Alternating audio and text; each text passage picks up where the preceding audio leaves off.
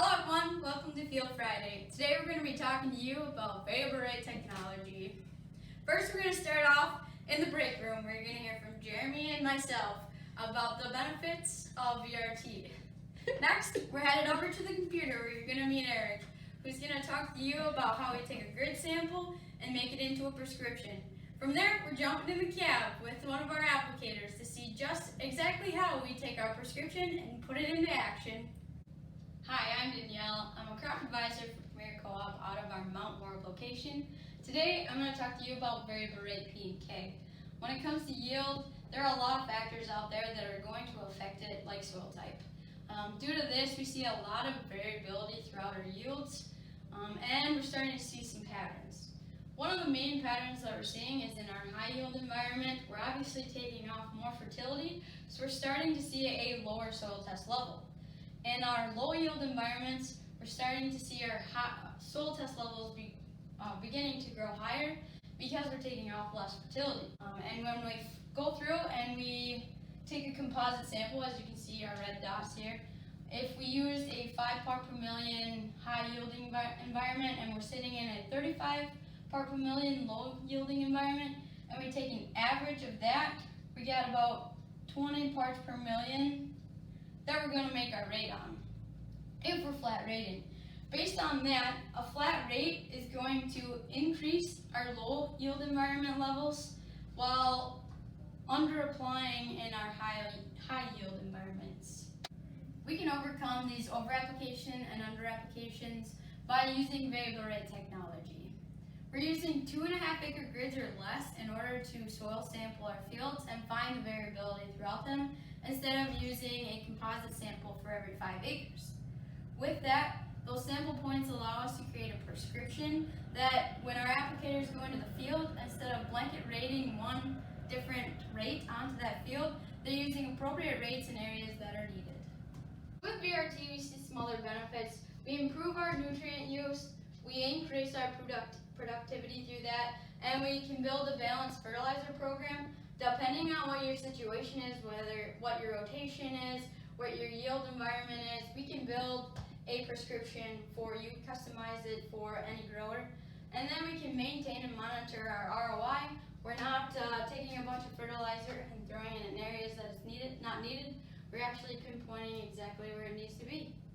Hi, I'm Jeremy Hampton. I'm an agronomist here in Mount Horeb. Today we're going to talk about VRT lime. The one thing about lime you got to realize is you always got to start with your pH. Don't worry about your P and K levels until you get your pH set right, because if you don't have that right, you're not utilizing the rest of your nutrients. In Mount Horeb, we use 98G. The reason why we use 98G is because it's fast acting and it's a uniform spread pattern with that. Just a few benefits with VRT. Placing the lime where it's needed is very important.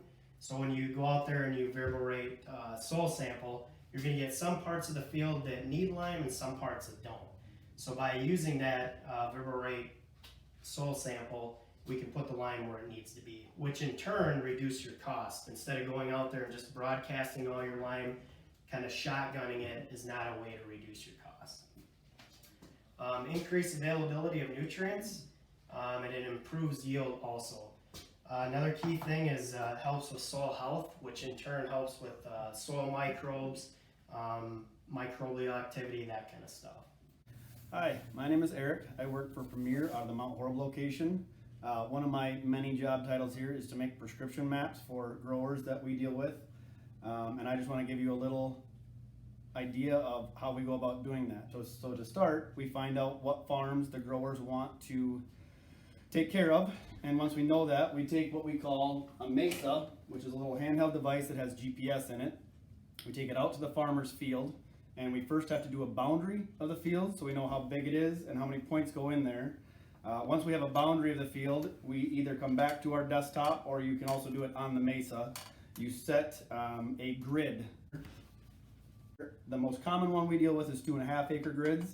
So if we go out, we go ahead and we do the boundary first, we then make the grids, and then it tells us based off a GPS location where we need to go pull the samples from. So whether we do that on the desktop or here, we can either do it right out in the field if we do it from the Mesa, or we can come back and have a little bit more accuracy looking at a bigger screen on the desktop. Most of the time I do it off the desktop and then go back out with a crew because it makes it faster if you have more people. So once you have the soil sample points up, and I can show you that on the computer. Okay, so you can see here we went out and did a boundary map of a specific field. You can see we took out a buffer in there where there was no crop. Once we had our boundary, we were able to bring it back to the desktop here and put a grid over it. Once we had the grid, it gave us soil sample points to follow. You can see it numbers them numerically all the way up to 28. So when we take the Mesa back out there, the GPS tells us exactly where to go to take those samples. Once we take the samples, we send them into a lab where they get analyzed and sent back to us. When that happens, we upload those samples to this program to associate them with their specific point. That way, when we look at any given point, we know what the value is. So we can build different values anywhere from pK or pH, whatever the specific fertilizer or liming need is. When we do that, we have equations in this program that tell us how many pounds need to go on that field in the given places depending on the value of the soil sample. So for this one in particular, you can see that this is a MAP application for a phosphorus corrective on this field. You can see the variation in colors here. And this one here is a potash application for the potassium corrective of this field. And again, you can see the variation in color. So you can see that we're adding quite a bit of potash here in this small green area and not very much potash in these red areas. It just helps to put the fertilizer where it belongs rather than sending an average rate out there across the entire field where you would be shorting these red areas and over applying in the green. Hi, I'm Dan at Premier Cooperative at the Mount Horeb location here.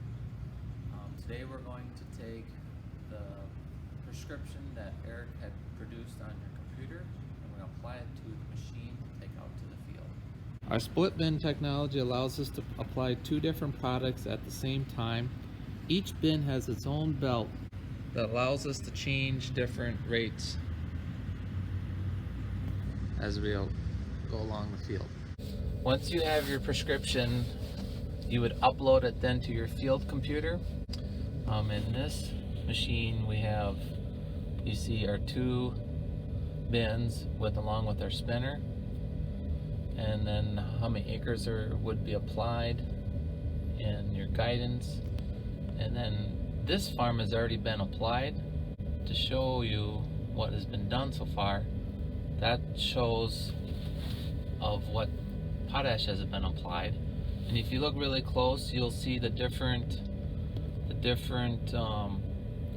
rates as you go along here of potash that was prescribed,